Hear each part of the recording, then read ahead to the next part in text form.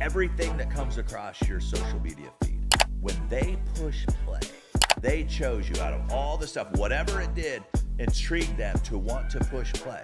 You're just going to be excited because you got 250,000 video views, or you're going to go retarget everyone who gave you those 250,000 video views and turn them on to another piece.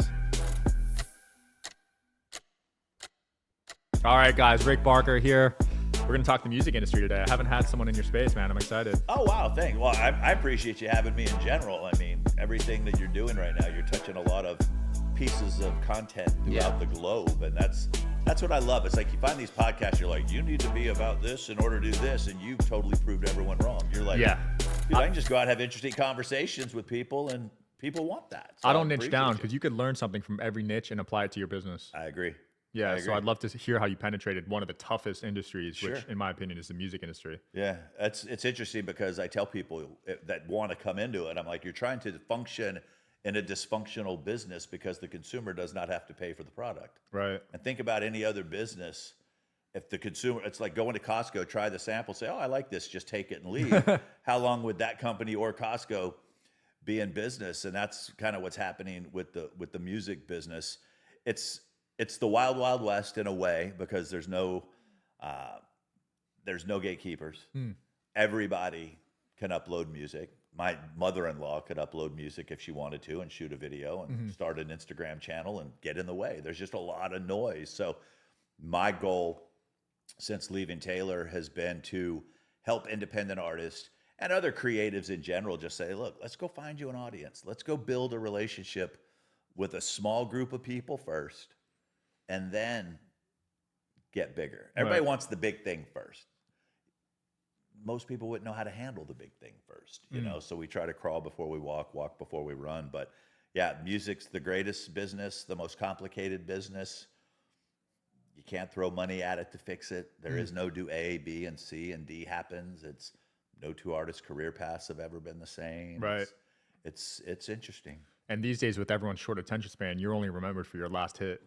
Oh my gosh, if that. You know, we live in a 3-second world, a 6-second world. And I was telling an artist one day, they were so creatives, musicians, it's all about the art. They're like, why are these TikTok people? And I said, look, there's people that you know the sound, but you wouldn't know the artist if they were riding in the car with you. You just know the song. You just know that hook. You just know whatever. I said, if you want to build a career, then you're going to have to slow down a little bit. You're going to have to take that person who saw you for 6 seconds, and then how do we get them to watch a minute? And then how do we get them to watch a 3-minute video? And then how do we get them to listen to a song? How do we get them to give you an email? It's all, be happy that all the tools and resources are available for you to get someone's attention in a world where everyone wants their attention, and that they took the time to choose you that day. Right.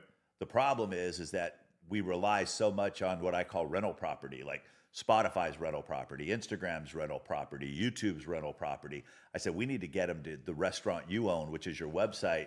You control the aesthetics, you control the content, you control everything, but you're relying on all these fake numbers and all these fake everything to validate you. We need to get you back focused on, do you want to build a business? And if you want to build a business, you put the right product in front of the right person and make the right offer. Right. Doesn't matter what business you're in, and you can't expect people just because you love it to love it as well. Yeah. So when you go on Spotify and you see some of these songs have 100 million views, like what percentage of that you think is real? It really depends. A lot of it could be all of it real, but it's passive listening. And what I mean by that is that it's playing in the background. You know, if I'm listening to your podcast, that's passive listening. If I'm watching your podcast on YouTube, I'm now actively involved. I chose to be there. Sometimes your song on a playlist, someone didn't necessarily choose to hear you, but they heard you. But there's no DJs. Unless somebody heard something so, wow, I got to see who this person is, where they actually pull their phone out, open up the app, look to see who it is, go to the about section, click your there's a lot of work that goes into that. So these people that have these million views, there's a lot of artists right now that are making $20,000, $30,000 a month. Really? In their streaming business, but they can't sell tickets to shows because no one knows who they are. They just know they like the song. and the song happened to be on a playlist. I've seen some big artists cancel their tour this year. A lot of them. Some A-listers even. Yeah. And it's sad. And I think a lot of that just has to do with, one, the price of concert tickets has gotten way out of hand. It's like what they're sold for, face value, and now 10 times, The 20 resellers. times. Oh my goodness. It's absolutely Yeah, the crazy. Taylor Swift. I mean, weren't they like 500 each this year or something? Well, and then you go try to find tickets for her right now, you know, depending on when you're listening to this, it's going to be $3,000, $4,000 in the nosebleeds. In the Yeah, nosebleeds? they started out at 500, but by the time we get it, we were looking. I have a young artist I work with, Jordana Bryant, amazing little artist. She's this generation's version of, because she's speaking to that young female again. You know, Taylor's now 34 years old, so she's obviously not speaking to that person. Right. So, actually, she's older than that, but we went to look to buy tickets to do a contest, and they were $3,500 each. Holy crap. That's Yeah. nuts. That's crazy. And 85% of people are living paycheck to paycheck right now. Absolutely. And right now, there's parents that are doing everything they can. I mean, I know Google's very smart, but for whatever reason, I still get the text messages and the Instagram DMs. People wanted me to get them Taylor tickets.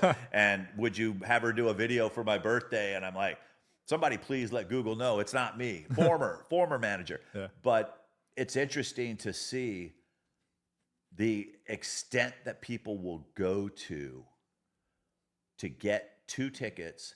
Like, they were going to different countries because the shows were cheaper at ticket price than they were here. That's nuts. Yeah. Crazy, right? Yeah. I'm like, yeah, here, let's go to Wembley Stadium, and it's less than if we were going to the Hard Rock in Miami. Yeah. What's that differentiating factor with those artists that have such a rabid fan base, you think? What is it you think they do? They have grown up with their audience, I think. Their audience feels connected to them. I think they feel like they've been on this journey, whether it be Taylor or Beyonce, Lady Gaga, Ed Sheeran. You know, it's like there's not a big difference talent-wise, I think, sometimes between the A-lister and the superstar. So what's the difference? I think it's the business acumen. I think it's really understanding who your audience is. You don't leave anything up to chance. I think the biggest stars, Jay-Z does not become a billionaire because he's not strategic in his thinking. Right. Taylor does not become a billionaire because she's not strategic in her thinking. Whether you like her voice or like her or whatever the case may be, you can't knock her big business acumen because she has opened up so many opportunities for other artists to now own their masters. That's a conversation that she started the fight with. She went direct to AMC and offered them her tour video instead of going through a studio, paying a percentage. She went direct to, and now all of a sudden other people are like, oh, we can do that? Wow. You know, so it's like those are business acumen people. Kanye, business acumen, love him or hate him. He's a businessman, you know, and that's what I think is the biggest difference separator right now. And then when you also make your business your fan base and you're creating music for your fan base, you're not chasing. You're saying, this is who they are. This is what I do for them. This is how I show my appreciation to them. This is how I let them in on everything that I do. Game changer. And that's what I'm trying to teach independent artists and also business owners. It's like, we're so sometimes focused on who we don't have. We haven't even learned to love on the people we got.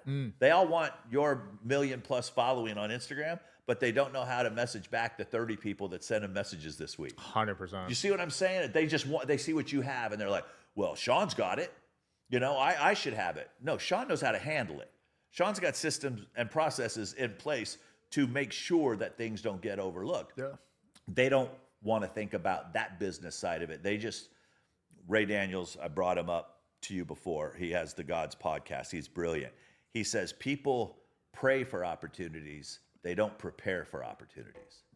And there's a lot of people praying and a lot less preparation going on. And that's where I think sometimes creatives, they see that it can be achieved. They see that it's available and they want to start there. Yep. They don't know the journey it took Absolutely. to get there. I mean, you've been building businesses. You know, you just didn't wake up one day No. and go, hey, look, I have all this now. Everything's been a snowball effect. Yeah. From And one what was business. your first snowball? What got your snowball started? Gary V, watching his videos. Yeah. But that was 8 years ago in my college dorm room, and that's what got me But going. what does Gary teach? Social media. Do. Yeah. Not what you know, it's what you do. You did something with what you learned. You know how many people listen to Gary V that are still flat ass broke and haven't done anything? Yeah, a lot. Most of them, honestly. You are the outlier. You are the person that says, wait a minute. He's kind of laid out this roadmap. He's like content. As we're recording this, you've been going all day. Mm-hmm. You know, most people won't do one a week. Right. You did more in one day than most podcasters are going to do in the next 2 months. So, Facts. but that's the thing. That's business acumen. That's what makes you a superstar in the podcast world and not just a podcaster, because you think different. And if everyone thought like you, we would have more of you. Right. But we don't. I thought my buddy was pulling my leg when he said, hey, would you like to be on this podcast? Like, that's way out of my league. That's, I was like, and then I'm sitting there and now here we are having this conversation. I'm just like, okay, this is interesting. You know, this is an opportunity for me to learn from you because of what you have been able to do. I love how you simplified it, but yeah, it really comes down to that. And I get asked every day how to get more followers. You probably get asked every day how to get more views. Always. And that's the wrong mindset. Yeah. You know? Yeah. I always ask, how can I serve who I have? Because you know what? They'll go get me Right. more followers. You got to provide value first. Once you know, and this is what people forget, once you have value, then you start using the technology and the tools that are available to you to speed up this process. Right. Like Facebook and Instagram ads. People are like, I don't want to run ads. I'm like, wait a minute. I can go get you to watch 15 minutes of me or 15 seconds of me for a penny. They're like, what? I'm like, yes, learn what's out there and what's available to you. And I was like, think of it like this. Everything that comes across your social media feed, when they push play, they chose you. I call it chosen marketing. They chose you out of all the stuff, whatever it did, intrigued them to want to push play. Now, what are you going to do? You're just going to be excited because you got 250,000 video views, or you're going to go retarget everyone who gave you those 250,000 video views and turn them on to another piece of content. Yeah. Because are you going to control the rabbit hole, or are you going to let YouTube control the rabbit hole? Are you going to control the For You page, or are you going to let TikTok control the For You page? So that's what I try to share with people.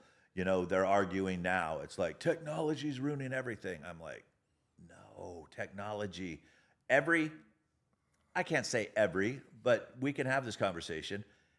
When something comes along, the reason it usually comes along is for speed. Think about the car. Think about email. Think about cell phones. Hell, a payphone. Payphone is faster than having to wait till you got home. You find a payphone. Microwaves, AI, social media, Zoom, all these bits of technology that everyone fights, they've come along to speed up something because we live in an impatient society. Very. So grasp that. You know, the plane that you took to get here, which allowed me the opportunity to not have to go to Vegas, we use technology. The cameras that we're using to film this. No one's here having to sketch and say, here are the pictures of what Sean looked like in a profile and Rick looked like in a profile, and here's the notes of the conversation that they had. You know, it's like there's so many cool things, but a lot of older artists, speaking on the music side, they fight it. They don't want it. And I'm like, shame on you. Got to adapt. And I know a lot of people in your industry are against AI, but you're actually for it. Oh, it depends on what you're using AI for. If you're using AI to help you write songs, to me, that's no different than having a co-writer that's helping you write a song, because you have to feed the prompt. You don't turn it on and a song pops out.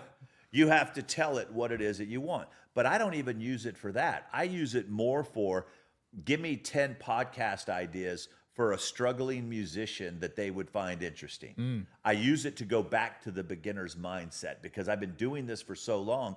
I was guilty of over talking my audience. I had all this cool new stuff because I spend tens of thousands of dollars staying in touch with what's going on in the digital marketing world. And I would come back and it would just kind of go over. So I said, wait a minute. I have a book that's almost finished called Music Business for Parents. So I said, what are things that a parent would want to know when starting out, when they realize, and it's gives me some ideas. I go, okay, that one's crap. This was great. Let's go deeper on this. Hey, if I wanted to make this the best book ever, what additional resources? Now, I can spend hours and hours and hours of going on Google. And it's no different than me typing it into Google. The difference is I'm typing it in to something that has access to the whole interweb to be able to come back and say, this might be interesting. Okay, I like that. Let's go deeper. Hey, here's the lyrics to my song. What emotions do you find from this? And write me 5 social media hooks that tap into that emotion. That's cool. Boom, boom, boom. Now, are they all going to be perfect? No.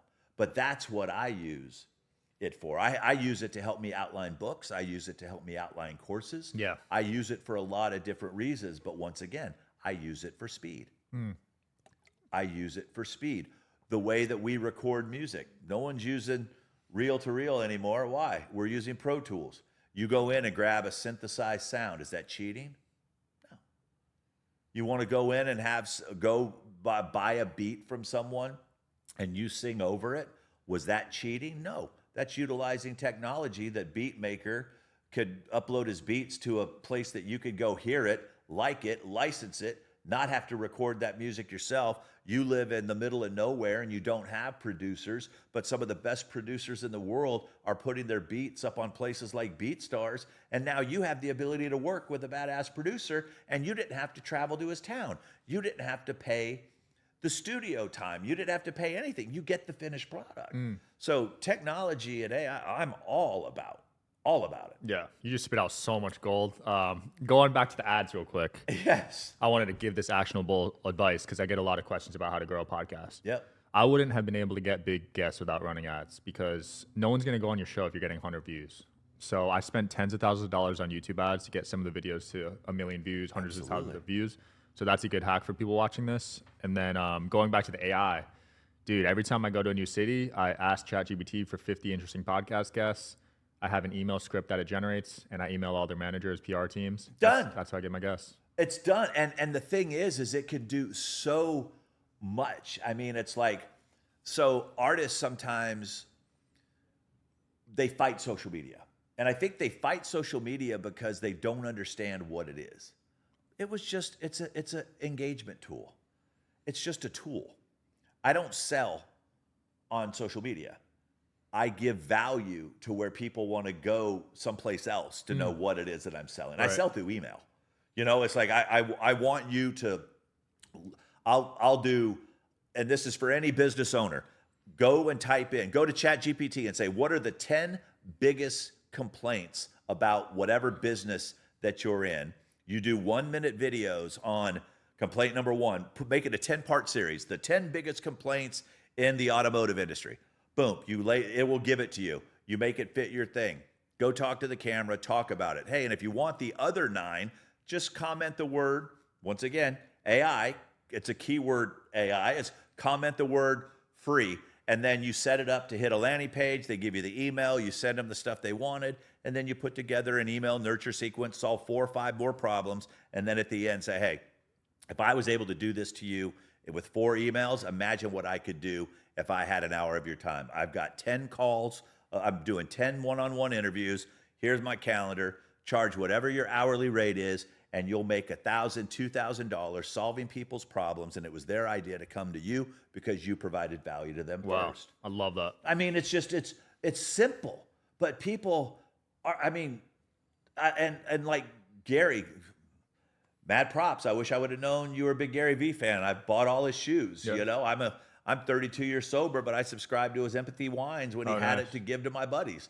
You know, it's like I wanted to support whatever he did because I wanted him to continue to provide value, you know, because it provided value to me in a way. When I met him, we were joking because people will say to me, they're like, dude, you're like the Gary Vee of the music industry. And I didn't know how to take that at first. I said, why? They said, because you're solution-based. You don't let anybody wallow in their but you don't say you're wrong. You're like, you're wrong. Here's why. And here's something you could try to fix it. I always try to be that solutions based person. That's awesome. Because there's so many negative people that will go, you can't do it. Why? Well, I don't know. You can't do it. Don't listen to that person. Yeah. You know what I mean? It's like sometimes we're listening to the wrong people. We were joking about Clubhouse, you know, during COVID. Those were the days. Oh man, I would go in and just call BS on all the people pretending to be these music business gurus. There was a lot of those. Everybody could hide behind an icon. Right. And you could put whatever your accolades were, and nobody was searching. They were just so lonely because they were at home from COVID. They just wanted to talk to anybody. And I would go on, and I would pop in, and people would see my thing. Oh, let's bring Rick up, and I go, yeah. By the way, not to cause problems, but that's you know what I mean. It's like you're one of the reasons that things are wrong with the music industry, because people prey on independent artists, and I would go out and, you know, I did my best to try to protect. Yeah. What do you think the downfall of Clubhouse was? Because Twitter Space is killing it. Yeah, I think the downfall of Clubhouse was, once again, there was no barrier to entry. It was like you got an invite, you could get on, you could pretend to be whoever you were. Somebody had reached out to me and said, "Hey, can I have one of your tokens to get this guy on?" I'm like, "Sure, whatever." So I give him a token. And the next thing you know, people are reaching out to me going, "Hey, this guy's scamming me. And I saw that you're the one who brought him into Clubhouse." And I went and I looked, I reached out to Clubhouse. I'm like, "Get my name off this guy's thing." Wow. You know, I would go on and call this person out. Hey, if this person's saying, I did not, I explained exactly how I went about doing it. But I think Clubhouse served its purpose. Once again, it got a massive valuation. And it just, once COVID ended, everybody went back to YouTube. They went back to their normal lives. But it served a purpose for a while. I thought it'd be like the next big thing. Everybody did. Yeah. Yeah. People built up big followings there. They built up massive followings, but once again, did they know how to take them from Clubhouse to a platform that they own? And that's the biggest thing. You know, it's like I'll help artists run ads, and there's options. I can go get a lot of clicks. I can go tier 2, tier 3 countries. For those of you that don't understand, tier 1 are USA, Australia, Canada. You know, it's going to be a little bit more pricey in those areas. Then we have countries like Brazil and Mexico, love music. They'll click. Then you've got your tier 3s you want to stay away from. You can get, it's like when you go to somebody's Instagram page and they have one video that's got 1 million views and the next one has 930. They bought a whole bunch of Palestinian, you know, wherever. Just don't do that, okay? It's just, that's the worst. Be okay with slow growth. It will create careers. Messes up your engagement too, because the retention rate is the algorithm these days. Well, and the thing is the algorithm's going to say, okay, everything Rick posts will start it in Bangladesh. Well, then the person I really need to see it never gets to see it. Right. So what I do is I always do higher intent. You know, it's like I send them to a place where I'm going to take a shot by giving something of value to get that email. Yeah. Because once I get the email, I can start building the real relationship. Right. You know, I do a lot of Instagram live. I love going live on Instagram. I tell people when they ask about Taylor, they're like, "Why isn't, you know, Beyonce and Taylor have to be on?" I said, "Trust me, if we were starting over today, Taylor would be on Instagram every night going live. Oh, she would have ate it up." All these tools today. I mean, we only had MySpace when we started. Wow. Everybody was our friend. You know, it's like, so we had to really, she would have loved, I don't say she would love, but in my opinion, 16-year-old Taylor would have loved being able to go live and perform every single night to a worldwide audience. Think about that. That's what I tell people. You want a venue? Open up your phone, put it on a tripod, go live, worldwide venue. You want to talk to people? Talk to them. You want to bring them up? Bring them up. Why would I bring them up? Because then their friends are going to get notified that they're live. And now you're going to introduce yourself to their friends, and you didn't even have to do nothing but bring them up and act like you gave it. Right. I mean, it's like the tools. Oh my God, I love them. Were you Taylor's first manager? So I was technically her second manager, but I was her first manager when she released her record. Got it. And went into that situation. My background is in radio. So I did radio for 15 years in Santa Barbara, all I ever wanted to do. I created the first ever radio tour where artists actually got paid. That ended up putting me on the radar Got it. of the record companies. I always tell people, it's like if you can solve other people's problems, my goodness, does it open up doors. Absolutely. And that was a problem. So I helped break a bunch of artists from the early, 2000s and ended up being offered a job to work for a record company. And at that record company, they had a 15-year-old that no one had heard of yet. And they said, take her and teach her the music business. Take her out on this radio tour that you have created. And she didn't have a manager at the time. And we clicked. I mean, it was one of those things. It's like I wanted to teach. She wanted to learn. Neither one of us had done this before. So we weren't set in the ways of other artists and other managers. And after our, 30 days together, they would call every night wanting to solve the world's problems. And they're in Nashville, I'm in California. And finally I called the label and I'm like, you got to go get them a manager, man. They're wearing me out.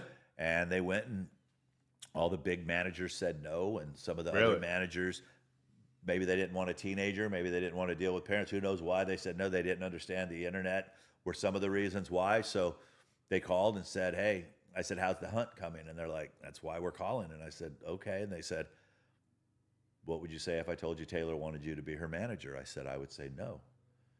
Like, what do you mean you would say no? I said, I've never managed anyone. They're like, look, we're not hiring you for your management experience. You think different. You believe in her. You're willing to take risks. You're willing to try things.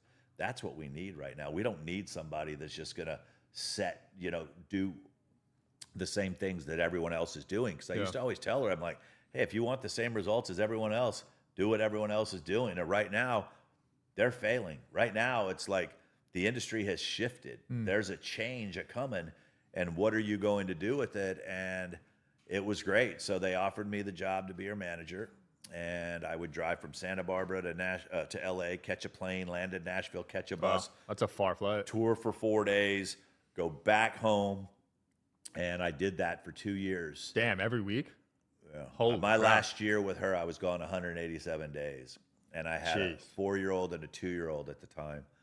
And I had gotten up to like 300 pounds. Whoa. And I was just like, all right, God, what's the plan? I'm going to see more money than I've ever seen in my life. In January that year, I would have become an instant millionaire. And I was like, at what expense? Now, I grew up with divorced parents. I grew up poor, so I never made money decisions because it's never an option that I had as a kid growing up. But I also knew what divorce that impact it had on me. And I called her and I said, listen, I'll forever be grateful. I'll always be one of your biggest fans. I said, but my family and my kids are the most important thing. So Wow. I gave my notice, worked through part of 2008 for her, and then told my wife, I said, listen, I want to move the kids to Nashville. I said, I want them raised in the South where manners aren't an option. I said, I want no state income tax, and I'd love to get twice the house for half the money. Love it. And it checked all the boxes. And then a very interesting situation happened at that point is that I didn't have a job. I'd been paid severance, and that was running out. And I got a phone call from who at the time was the most powerful person in Nashville, and his assistant said, Joe would like to meet with you. When is the next time that you're going to be in Nashville? And I thought I'd done something wrong because Joe Galante was the most powerful. Scott Borchetta, who I worked for at Big Machine, was number 2. Two totally different styles. Most people didn't go from one of their labels to the other. One came from a sales background. One came from a promotion background. Both amazing guys. I was blessed to be able to learn from both. And when I left the job, I was doing some work for a couple of his clients, and I thought I did something wrong. I said, can I ask why Joe wants to meet? She says, he just thinks it's time you and him got to know each other. So I flew to Nashville a week ahead of the family coming out, and I met with Joe, and he said, listen, he says, not to take anything away from Scott and Taylor. He said, but my team saw what you did with her. They saw the way she responded to you. They saw all your crazy ideas. They saw you out in meet and greet lines for 3.5 hours, and the first person up in the morning and the last person. And the lesson is there is, one, you never know who's watching. Right. You never know who's watching. And he said, listen, he says, I think you would fit perfect with what I'm looking for at Sony. He said, I would love to offer you a job as a consultant. So I excused myself and I went to the restroom and I pulled out my BlackBerry. We didn't have iPhones then. And I called my wife and I said, go on Yahoo. We didn't have Google. I said, type in, what does a consultant do? I said, I'm being offered this job and I have no idea what it does. And she laughs like you did. And she's like, well, it looks like they advise in areas of expertise and they can get paid really well. And I immediately accepted the position as a consultant and did that for almost 3.5 years for them while because then other people would call and go, hey, I understand you're a consultant. I'm like, why, yes, I am, you know? And they were like, what do you pay? And this, I had my numbers down. I had the whole system down.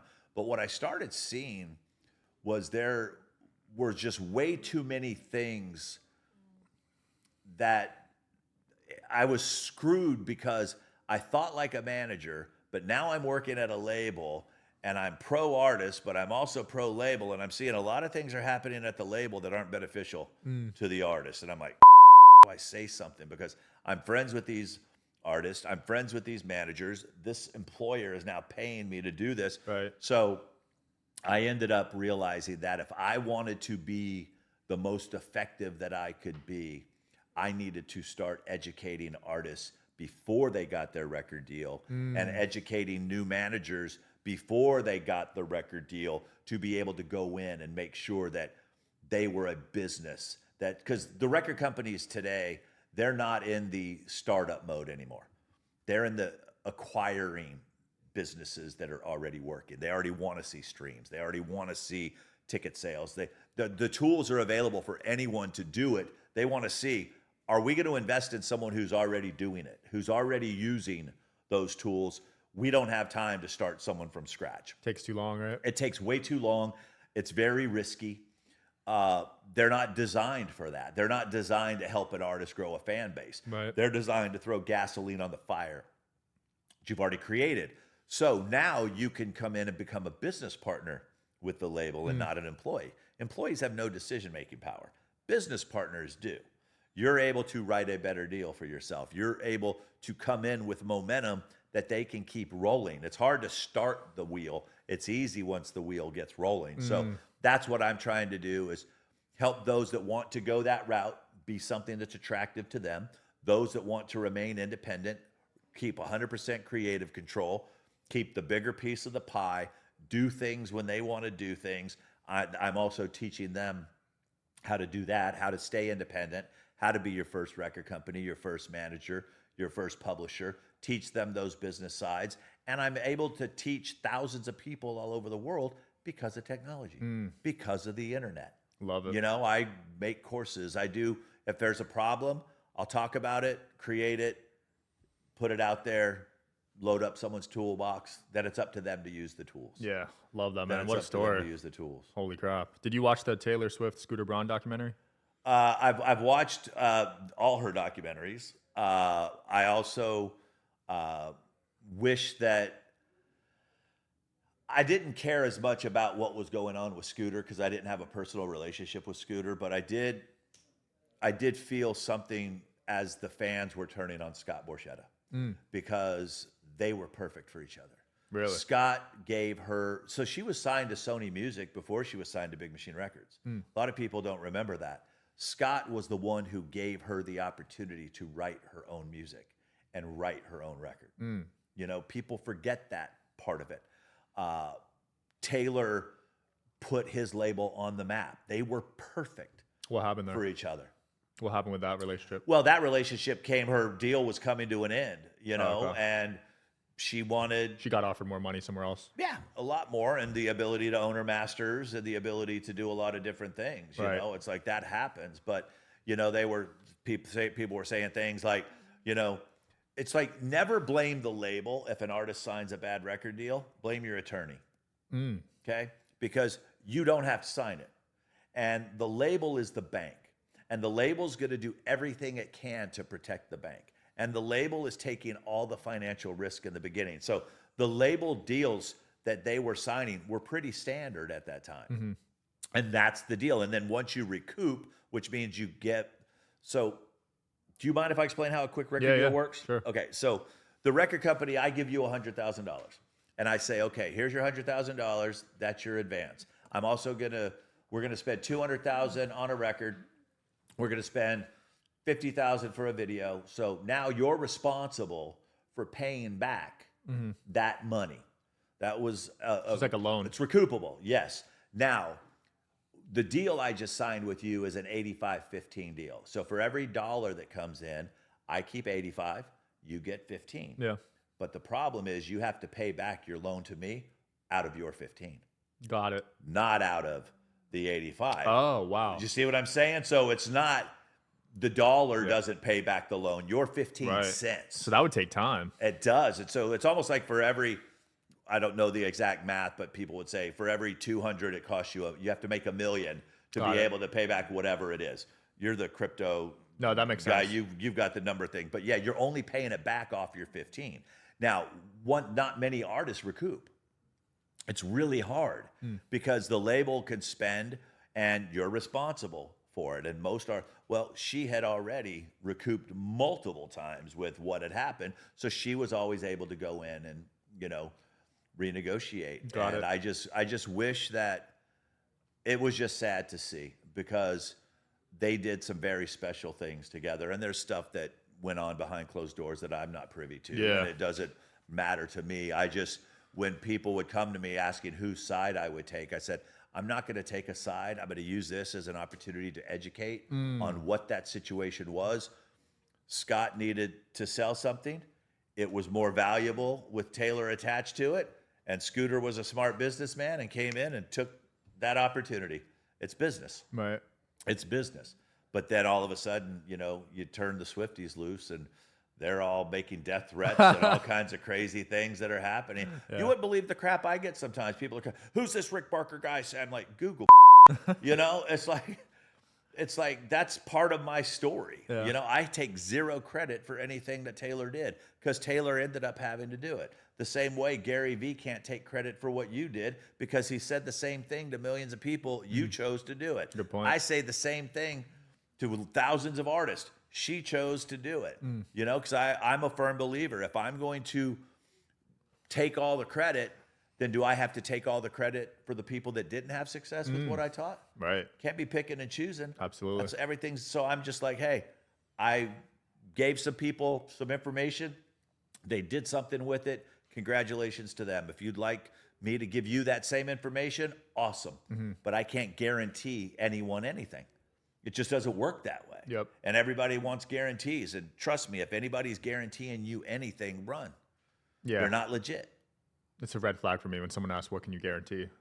I can guarantee that I'll do the best I can to provide you the content that you need. You know what I mean? That's all I can guarantee. I can only guarantee me showing up, me doing the work.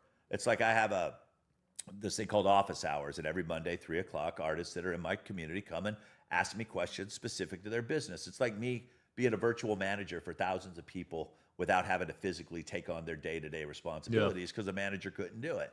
So they ask a question, they're like, so what am I going to get when I become part of your program? I say, you're going to get me showing up when I say I'm going to show up. I will get you the answer to your question either from my own Rolodex or I will help you find the problem and find the answer because my job wants to teach you to fish. I don't want to fish for you. But if I can't get you the answer, I will get you to the answer. Absolutely. That's my only promise that I can promise someone. I can't determine who's going to like your music. I can't determine which part of the algorithm that is going to release it to the right person or whatever the case. I can't control any of that. The only thing I can control is me showing up and being present at that moment, at that time. Boom. Rick, closing thoughts and where can people learn from you and get in touch with you? Just hit me up on Instagram at Rick Barker Music. Head on over to my website, if you want to grab a free copy of my book or anything like that. And if, you feel that you might want to spend an hour with me to learn something, there's ways we can do that as well. But, first off, just thank you for allowing me the opportunity to just share me. My whole goal in life is to encourage people to seek the answers. It's like you can get it today. There's no shortage of it. And DM me on Instagram. Let me know that you found me here on Sean's podcast, and let's pop it up. You got your own shoes too? Yes, sir. Custom shoes, baby. Yes. Got a brand, love that. everything. Got the mic flags, got the background. No, you're doing it right. Yeah. Yeah. If you don't mind me asking, how old are you? 27. God, I wish. That's how I feel about like I'm 18-year-olds. 57. Yeah, I'm 57. You got young energy. Well, what it is that, like I said, I've been sober for a long time. I'm passionate about people, and I see you're also passionate about people, and it's like you found a way to provide for yourself, but in a way that helps other people. And when you lead with a servant's mentality, you will always win. And that's what you're doing by allowing people like myself to be a guest on your podcast, by allowing us to share our stories. My story is I didn't graduate high school. I didn't go to college, not by choice. I got addicted to drugs at a young age and fortunate got sober. And one thing led me to another. And I tell people that. I'm like, look, your past does not define your future. I went from being homeless on the streets, addicted to crack, to launching one of the biggest stars in the world. So save your excuses for somebody else, But I also tell people that, as I say, I share that for two reasons. One is that don't give up on somebody who may be struggling with an addiction, And number two is don't use that as an excuse, because no one has ever asked me for a resume. No one has ever asked me where I went to college. No one has ever asked me anything like that. They said, I saw you were able to do this for this person. Can you do it for me?